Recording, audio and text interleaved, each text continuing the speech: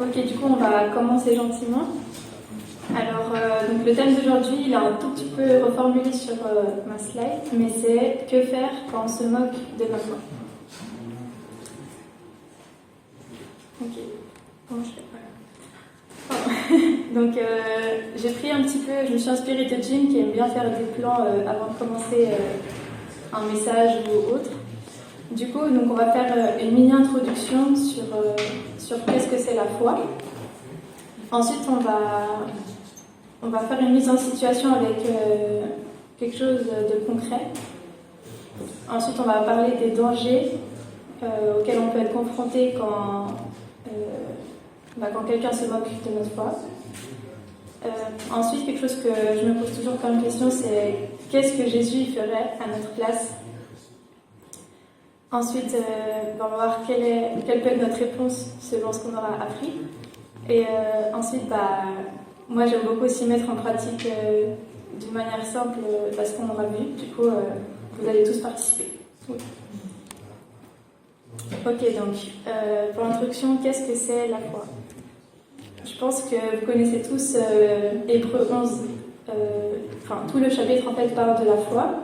Du coup là on va lire juste quelques versets, mais je vous encourage vraiment à lire chez vous tout le chapitre parce qu'il y a plein de héros de l'Ancien Testament qui sont cités par rapport à leur foi. Donc là on va lire les 2 premiers versets. Or la foi, c'est la ferme assurance des choses qu'on espère, la démonstration de celles qu'on ne voit pas. C'est à cause d'elle que les anciens ont reçu ce témoignage favorable. Et donc c'est de ces anciens-là qu'on parle dans la suite du chapitre. Donc la foi, c'est quoi? La foi, elle nous donne une capacité de vision et de persévérance. Ça veut dire que, en fait, on a une assurance de quelque chose qu'on ne peut pas voir. Par exemple, on a foi en Dieu, parce que Dieu, on ne peut pas le voir. On peut voir des choses, ce qu'il fait, mais on ne peut pas le voir en tant que personne comme je vous vois maintenant.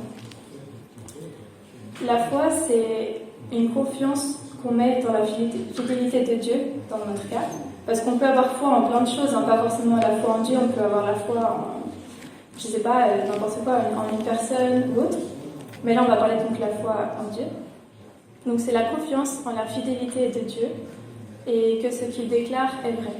Et donc on s'appuie sur les promesses de Dieu qu'il nous donne dans la Bible.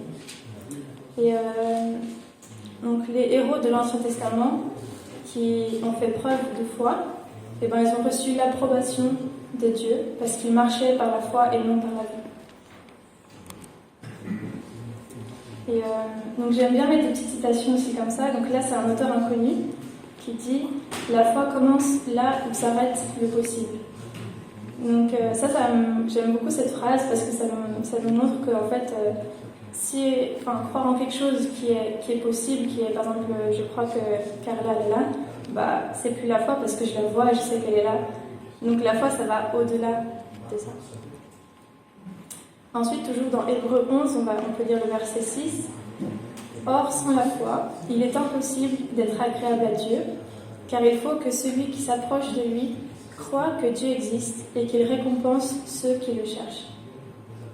Donc rien ne peut remplacer la foi. La foi, c'est pas quelque chose de facultatif. Quand on accepte Christ, ça va avec en fait. Et c'est ça qui est agréable à Dieu.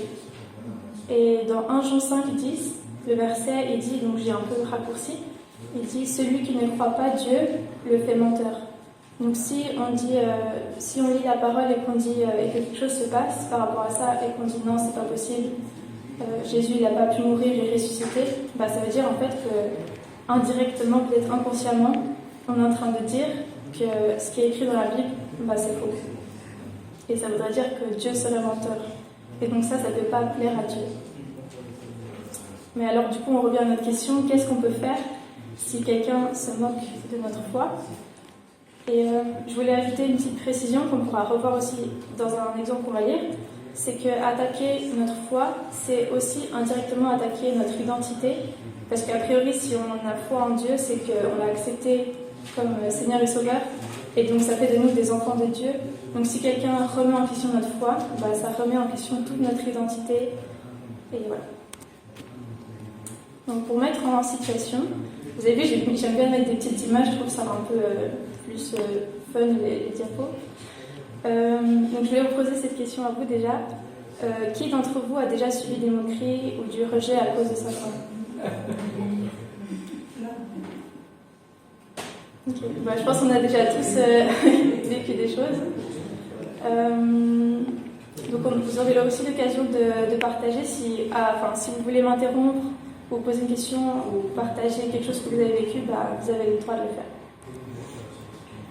Du coup, moi je voulais vous partager un peu une anecdote que j'ai vécue.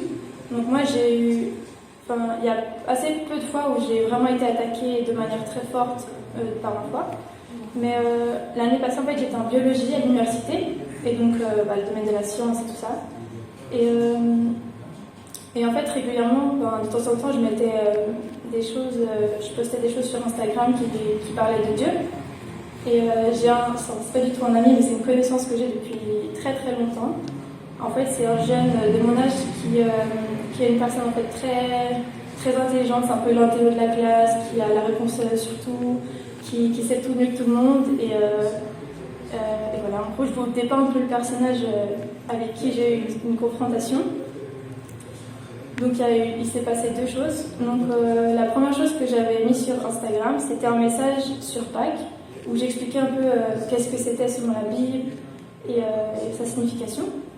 Et du coup, je vais vous montrer, c'était par message, du coup j'ai pu reprendre quelques citations, on va dire. Et du coup, pendant qu'on les lit, je voulais voir un peu avec vous comment est-ce que vous auriez répondu à ce genre de message. Ok, donc la première c'est: la religion c'est du faux savoir et du faux bonheur, c'est pas juste mon avis. Si quelqu'un vous envoie ça quand vous êtes en train de...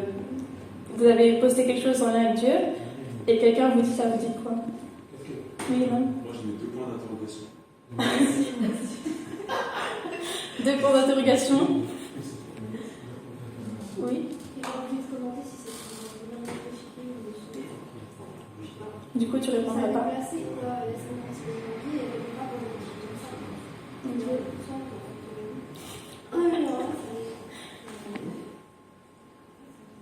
Oui. Moi, je lui aurais demandé s'il a déjà essayé de connaître Jésus. C'est une bonne question qu'on peut poser. Parce que souvent, les gens ils aiment bien critiquer, mais ils ne connaissent pas forcément ce que c'est vraiment. Oui. Par rapport à eux, j'aurais dit chacun son avis un peu. J'aurais pas cherché plus loin parce que je sais qu'il y a des gens, ça ne vaut pas la peine du tout. J'aurais dit si c'est mon avis, pas tomber. Voilà. Ok. Et Alexandra? Et je l'ai vécu aussi. Le Réo, au début, je n'aimais pas. En fait, l'apparence, juste parce que c'était très très noir, je me disais c'est pas bon. Mais un jour quelqu'un m'a dit goûte. Du coup, j'ai dit non, je veux pas. Et après, je dis bon, vas-y, j'accepte, j'ai rien à perdre. Je goûte, j'ai aimé. Et les gens, c'est pareil. Je dirais Jésus, c'est plus qu'une religion. Donc, tu n'as pas goûté, tu peux pas savoir. Très bonne réponse. C'est bien de faire des petites analogies. Oui, Richard. Moi je mettrais c'était mon juif. J'y ai pas pensé, mais c'est une belle alternative. Dites-vous que cette personne, elle aime bien avoir raison, donc 2 points d'interrogation, ça suffirait pas.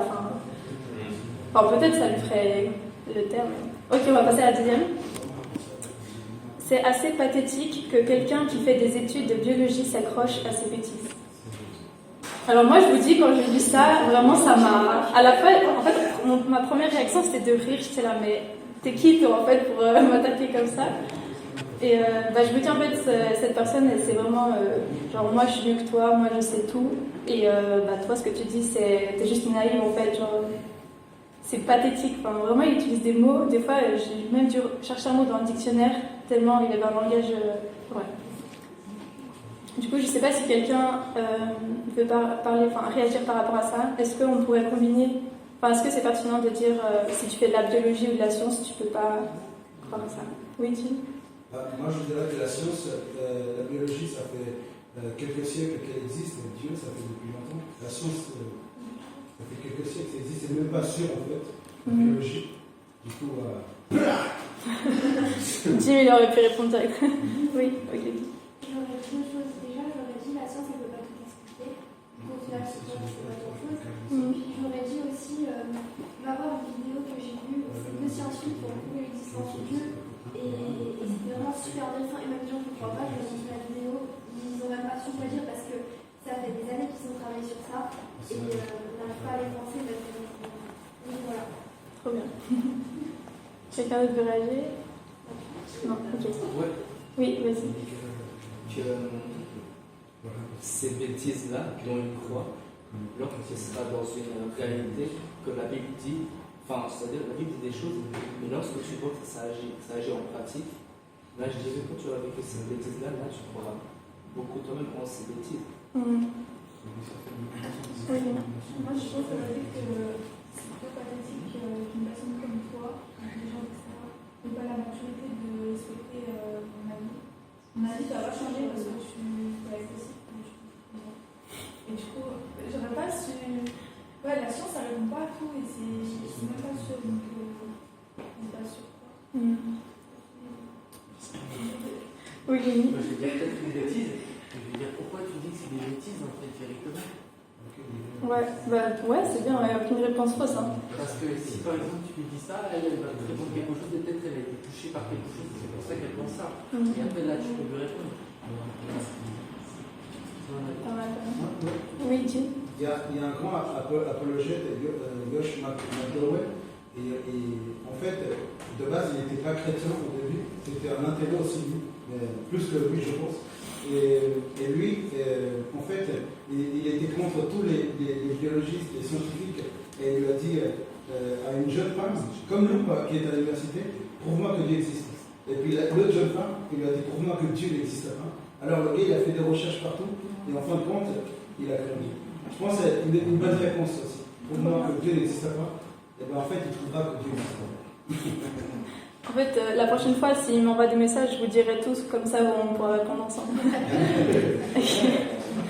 Ok, donc là, c'était une autre fois quand j'avais réagi par rapport aux votations sur le mariage pour tous. En gros, j'avais pris en photo une affiche qui votait contre ça et qui était déchirée. Et j'avais écrit que si ça avait pu se faire dans le respect, ça aurait été mieux. Et il n'y a vraiment aucune. Personnellement, je ne pensais pas être. Voilà, bref, vous avez compris. Du coup, il a forcément réagi au quart de tour et il a dit faut se débarrasser des préjugés hérités des sociétés arriérées. 3 petits points, c'est pas tes valeurs à toi. Est-ce que quelqu'un sait ce que ça veut dire arriéré? Peut-être dans le contexte, on comprend mieux. Ouais, c'est quelque chose qui est passé, qui est plus moderne et genre c'est plus maintenant.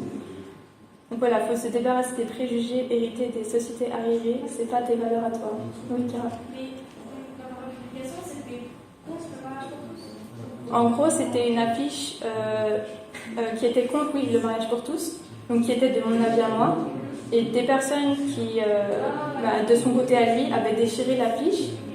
Et oui, parce que c'était contre ça. Contre. Et les gens qui étaient pour, ils ont déchiré. Voilà, exactement. Parce que la personne Voilà, oui, c'est ça.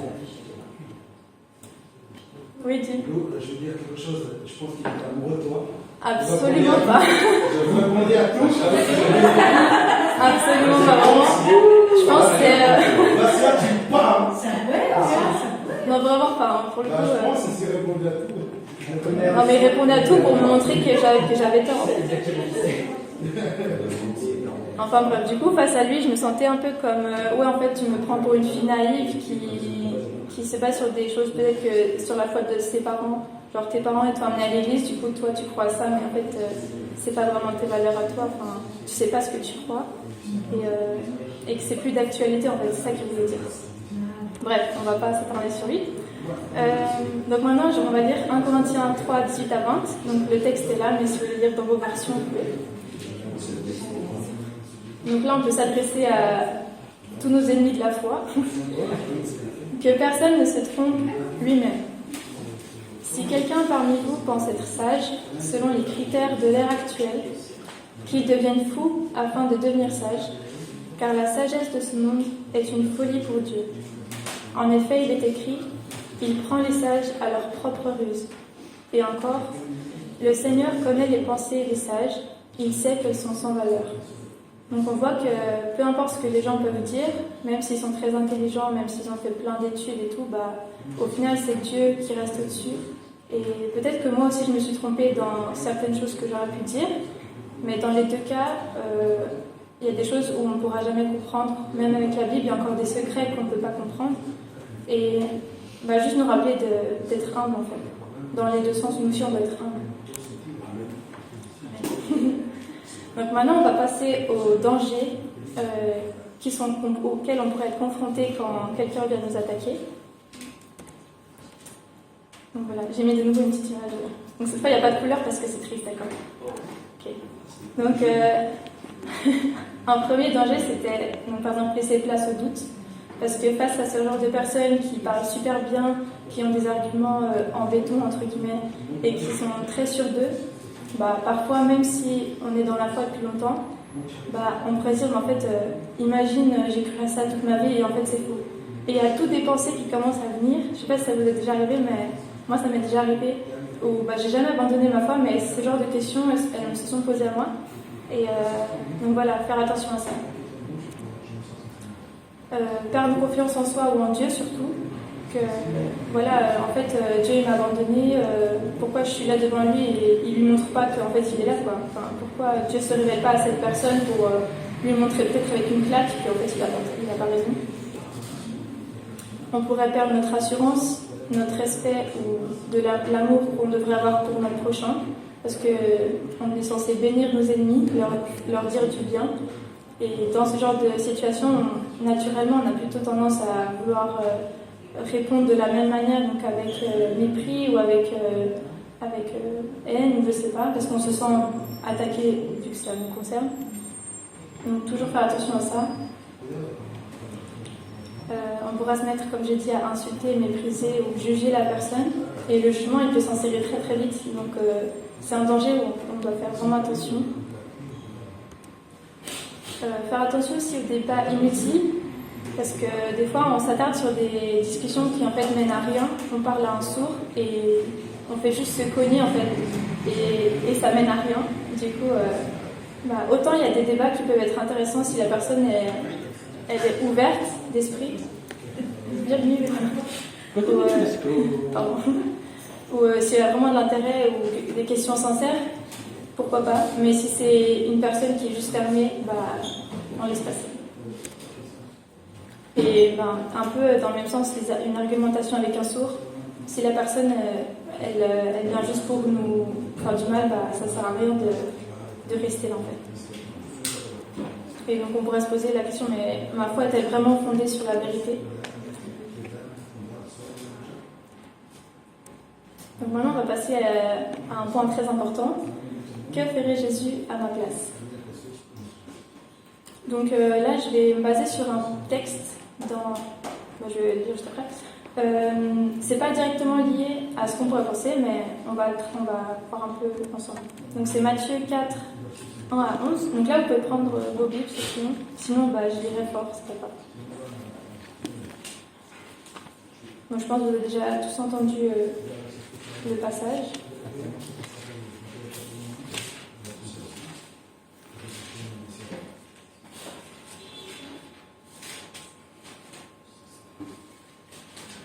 Soit quelqu'un lit fort, soit je le lis moi. Quelqu'un d'autre? Non, ok. Alors je vais lire. Oui, juste avant de dire, pardon. Juste pour contextualiser rapidement. Donc Jésus vient d'être baptisé. L'esprit, c'est l'esprit qui l'a emmené dans le désert pour être tenté. Et il est affaibli physiquement par un jeûne parce qu'il a jeûné pendant 40 jours. Et j'ai dit oui. Si tu veux lire, ouais. Et si jamais, j'ai mis un mais parce que je vais faire un petit lien avec le contexte. Ok, Lénie, vas-y. Alors Jésus fut emmené par l'esprit dans le désert pour être tenté par le diable.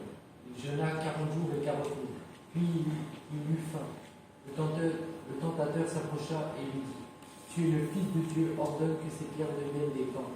Jésus répondit: Il est écrit, l'homme ne vivra pas de pain seulement, mais de toute parole qui sort de la bouche de Dieu. Le diable le transporta dans la ville sainte, le plaça sur le haut du temple, et lui dit, si tu es le Fils de Dieu, jette-toi en bas, car il est écrit, il donnera des ordres à ses anges à ton sujet, et ils te porteront sur les mains, de peur que ton pied ne heurte contre une pierre. Jésus lui dit, d'autre part, il est écrit, tu ne tenteras pas le Seigneur ton Dieu. Le diable le transporta encore sur une montagne très haute, lui montra tous les royaumes du monde et leur gloire, et lui dit, je te donnerai tout cela si tu te prosternes et m'adores. Jésus lui dit, retire-toi, Satan, car il est écrit, tu adoreras le Seigneur ton Dieu, et à lui seul tu rendras le culte. Alors le diable le laissa, et voici que des anges s'approchèrent de Jésus pour le servir. Merci. Ok, donc on voit que Jésus, il est attaqué à 3 reprises. Il est attaqué sur son identité.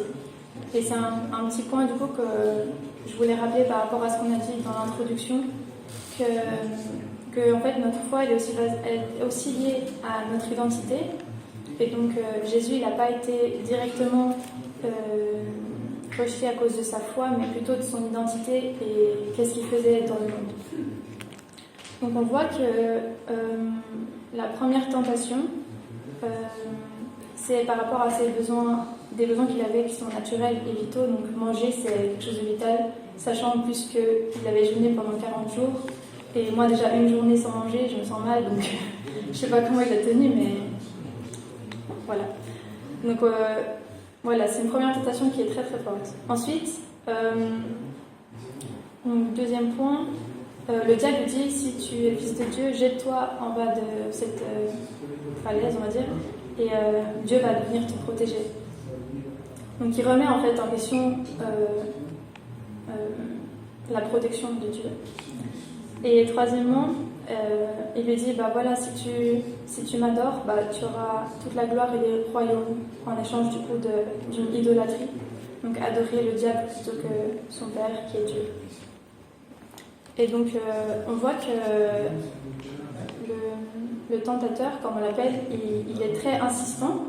Et c'est aussi le cas de personnes, des fois quand on est attaqué, ils disent voilà, si vraiment tu es un enfant de Dieu, si tu crois en Dieu, bah explique-moi pourquoi il y a des personnes qui sentent des émotions très fortes avec le même sexe et pourquoi c'est pas permis, ou des questions comme ça qui sont assez difficiles à répondre et qui cherchent en fait à nous faire tomber ou à discréditer ce à quoi on croit. Et un truc aussi que je voulais noter, mais après ça vient de moi, du coup c'était pas sur 100%, mais un petit truc que j'avais vu, c'était qu'il y a une sorte d'intensité grandissante dans la tentation. Et ce que je veux dire par là, c'est que pour la première attaque, le tentateur il s'approche de Jésus. Pour la deuxième, il se place sur le haut du temple. Donc déjà là, il y a une hauteur plus haute et c'est grandissant, disons. Et le troisième point, le diable le transporte encore sur une montagne très élevée. Et c'est un peu comme pour illustrer que le tentateur, en fait, il persévère, mais en plus de ça, il lui met toujours une couche en plus, en fait. Et ça peut nous amener dans des dangers toujours plus grands. Mais on va voir maintenant la réaction de Jésus. Donc un point que je pense que vous avez déjà tous remarqué, c'est qu'à chaque fois, il répond avec la parole de Dieu. Et ce qui peut être très déstabilisant, c'est que même le diable, dans la deuxième tentation, il cite la Bible. Et même dans la Genèse, il avait fait ça. Est-ce que Dieu a vraiment dit ça? Et ça, c'est quelque chose où on doit vraiment faire attention, parce que en fait, le diable utilise aussi des choses qui sont vraies, mais il tord le sens, il les sort du contexte, et en fait, ça peut nous tromper, parce qu'il dit oui, mais c'est écrit dans ta Bible, à quoi tu crois. Et on voit vraiment que Jésus il avait une parfaite connaissance de la parole. Jésus il a toujours fait passer son bien-être spirituel avant son bien-être physique ou ses envies. Donc on voit qu'il a préféré prendre soin de son esprit que ses besoins physiques qui étaient de manger par exemple. Et il a pas cédé à la première tentation. Que Jésus il n'accepte pas de provoquer Dieu non plus. Que des fois on se dit ouais mais si Dieu il existe, prie et puis je vais être guéri par exemple. Et faut faire attention aussi à ça, que des fois ça peut mal tourner. Jésus, il prend autorité aussi. Il perd jamais son assurance qu'il a de Dieu. Et il sait dire stop quand ça va trop loin. Et il ne se laisse pas embobiner par les attaques du diable. Et à la fin, il le chasse. Donc on voit que vraiment, du début jusqu'à la fin, Jésus ne se démonte pas. Et il reste calme, il n'a jamais haussé la voix, il n'a jamais insulté. Mais il était rempli d'assurance. Et à la fin, on voit que les anges viennent le servir et pourvoient à ses besoins. Donc peut-être qu'il a pu manger à ce moment-là, on ne sait pas exactement, mais en tout cas, il a été récompensé pour tout ça. Et que tout au long, il n'a jamais remis en doute la confiance qu'il avait en son Père.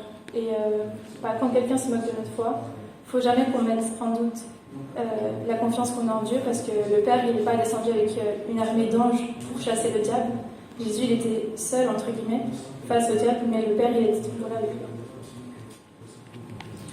Voilà une petite citation de Georges Muller, pour ceux qui connaissent. Les difficultés sont la nourriture de la foi. Et je trouve intéressant cette phrase parce que si notre foi elle est jamais éprouvée, en fait on ne pourra jamais vraiment voir est-ce qu'on croit vraiment en fait. Et j'ai trouvé intéressant cette citation. Ok, donc on peut lire 1 Corinthiens 10-13 qui est affiché. Aucune tentation ne vous est survenue qui n'a été humaine. Dieu est fidèle et il ne permettra pas que vous soyez tentés au-delà de vos forces, mais avec la tentation, il préparera aussi le moyen d'en sortir, afin que vous puissiez la supporter. Et ça me fait penser aussi à un autre verset qui dit qu'on ne doit pas combattre la chair et le sang, c'est-à-dire on ne doit pas combattre les personnes qui nous font du mal, mais c'est un combat spirituel qu'on doit mener, parce que c'est le diable en fait qui est derrière tout ça, et il ne faut pas qu'on se trompe de cible. Et voilà. Mais Dieu est fidèle et il ne permettra pas qu'on soit tenté ou attaqué plus que ce qu'on peut supporter. Et là, c'est un autre passage qui est un peu plus long. Si quelqu'un veut essayer de le lire, sinon je peux le faire. Oui, Betty. Qui vous fera du mal si vous avez pour modèle ce qui est bien? D'ailleurs, même si vous deviez souffrir pour la justice, vous seriez heureux. N'ayez aucune crainte et ne soyez pas troublés, mais respectez dans votre cœur la sainteté de Dieu le Seigneur. Soyez toujours prêts à défendre l'espérance qui est en vous, devant tous ceux qui vous en demandent raison. Mais faites-le avec douceur et respect, en gardant une bonne conscience, afin que là, même où ils vous calomnient comme si vous faisiez le mal, ceux qui critiquent votre bonne conduite en Christ soient couverts de honte. En effet, il vaut mieux souffrir si telle est la volonté de Dieu, en faisant le bien, en faisant le mal. Amen. Donc voilà, on relève les points importants en gras. Donc, notre modèle, c'est Jésus, et il est le bien. Ça peut arriver qu'on souffre pour la justice, pour être juste aux yeux de Dieu, qu'on doit toujours défendre avec l'espérance qui est en nous, et l'espérance qu'on a, c'est Jésus et tout ce qu'il a fait pour nous. Mais qu'on doit toujours le faire avec douceur et respect, même si la personne elle est ni douce ni respectueuse. Et qu'au final, c'est pas nous qui devons avoir honte, mais c'est eux. Donc maintenant, qu'est-ce que nous, on peut faire en imitant Jésus contre ces attaques? Donc je me suis basée sur Éphésiens 6, 10 à 18, qui décrit l'armure du chrétien. J'ai mis de nouveau une belle image, un peu petite, mais ça suffira. Si vous voulez, on peut le lire en entier, comme vous voulez. Vous avez de l'énergie? Ouais, Déné, il a de l'énergie, ça va, ça me suffit. Ok. Si vous voulez, on peut faire un verset, je sais pas, un verset chacun. Il n'y a que 8 versets, mais... Ok, alors Alexander, tu commences, verset 10. L'armure du chrétien. Enfin, mes frères et sœurs, fortifiez-vous dans le Seigneur et dans sa force toute puissante. Revêtez-vous de toutes les armes de Dieu afin de pouvoir tenir ferme contre les menaces du diable. Ok. Bastien. En effet, ce n'est pas contre l'homme que nous avons à lutter, mais contre les puissances, contre les autorités, contre les souverains de ce monde, de ténèbres, contre les esprits du mal dans les lieux célestes. Bastien, tu peux poursuivre. C'est pourquoi prenez l'armure complète de Dieu, afin que, au mauvais jour, vous puissiez résister et après avoir tout surmonté, tenir ferme. Tenez donc ferme et autour que vos tailles ajoutées en guise de ceinture, appelez la cuirasse de la justice. Mettez comme chaussure la boucle nouvelle pour annoncer l'évangile de Dieu. Prenez en toutes circonstances le bouclier de la foi avec lequel vous pourrez éteindre toutes les flèches enflammées du mal.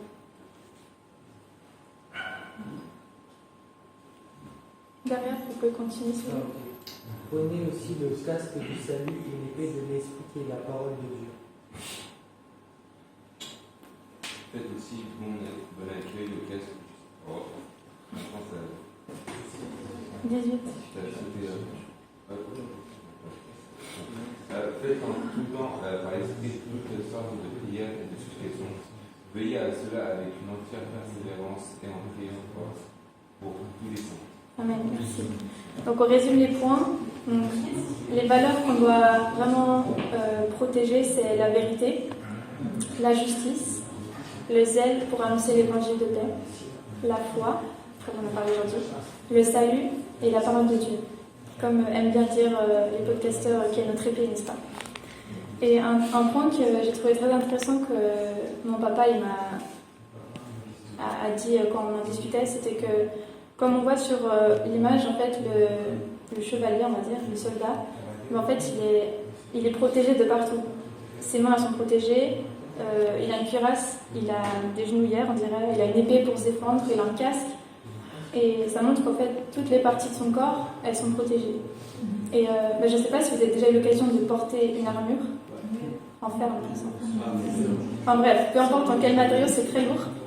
Donc c'est vrai que des fois, en tant que chrétien, on peut se sentir un peu découragé parce que c'est difficile de tenir, c'est difficile de toujours dire la vérité, c'est difficile d'être juste aux yeux de Dieu, de garder ce zèle pour évangéliser même quand les gens ils se moquent de nous.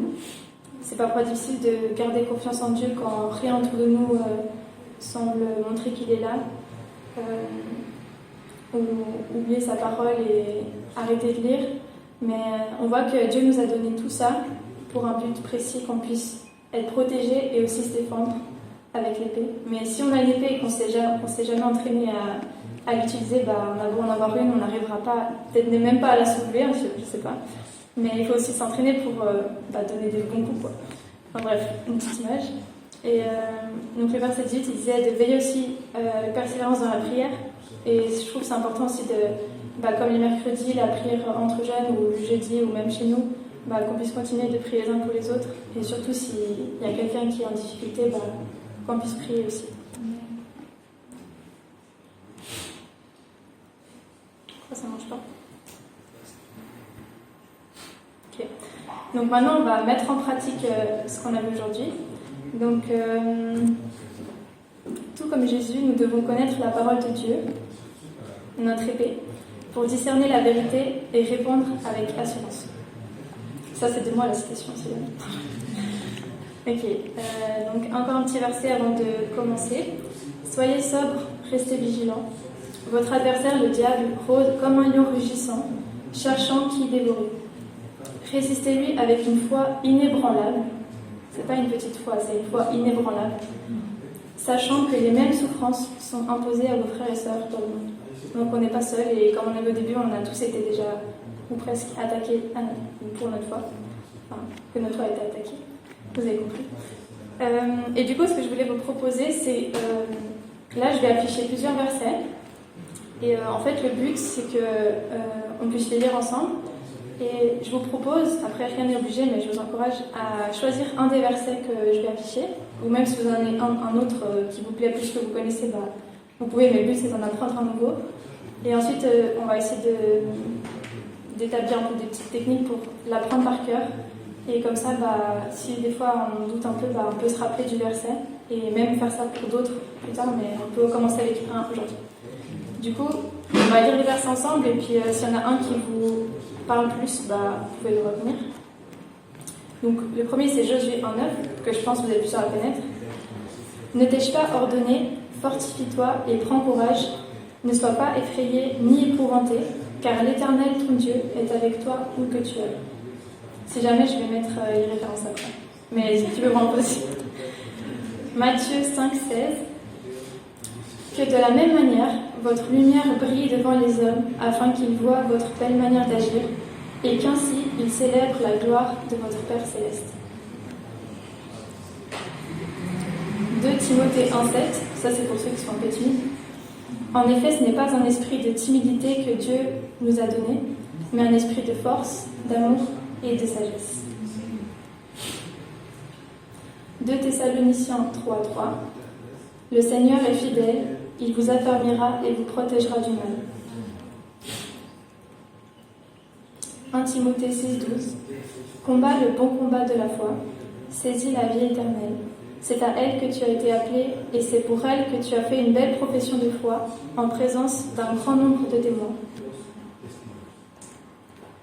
Jacques 2, 17. Il en va de même pour la foi. Si elle ne produit pas d'œuvre, elle est morte en elle-même. 1 Pierre 5, 8 à 9. Bon, celui-là, il est un peu plus long, donc, mais il est bien. Soyez sobres, restez vigilants. Votre adversaire, le diable, rôde comme un lion rugissant, cherchant qui dévorer.